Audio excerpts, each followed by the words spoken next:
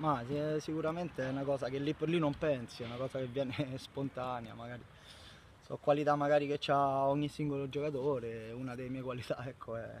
la rovesciata, però ecco, è una cosa che magari per tanti può sembrare difficile, a me mi viene normale, ma non per presunzione, magari sono predisposto a sto tipo di giocata solo per questo. O- Ma io non so quante partite mancano da qui alla fine.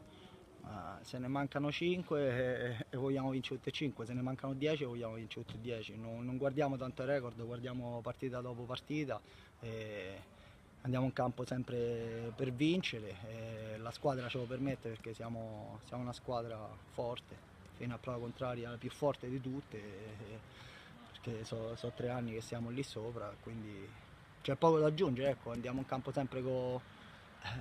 la convinzione di essere più bravi degli altri, però rispettandoli e i risultati ci stanno dando ragione.